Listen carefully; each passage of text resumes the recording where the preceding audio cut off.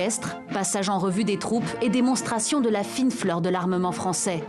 Pour la visite de Volodymyr Zelensky à la base aérienne de Villacoublay ce lundi matin, Paris et les plus grands armateurs de l'Hexagone ont sorti le grand jeu et décroché un contrat historique. Une centaine de Rafales, des systèmes de défense anti-aérienne SAMP-T, des radars et des drones livrés sur 10 ans à Kiev.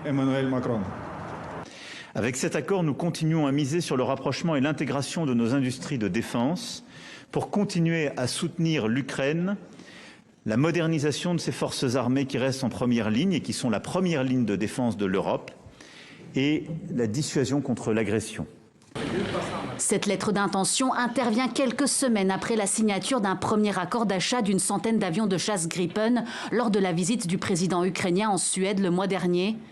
Face à l'infériorité numérique des forces ukrainiennes sur le front, aux attaques russes sur ses infrastructures énergétiques et aux volte-face des États-Unis, Kiev se prépare de plus en plus à un long conflit et s'assure le soutien de ses alliés européens sur le plan militaire mais aussi énergétique.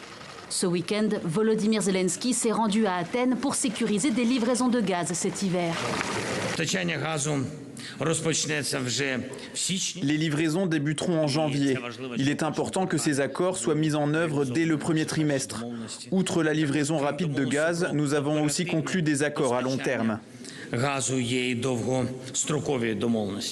Les 27 pays membres de l'Union européenne devront également bientôt se retrouver pour discuter de l'aide financière à fournir à l'Ukraine l'an prochain.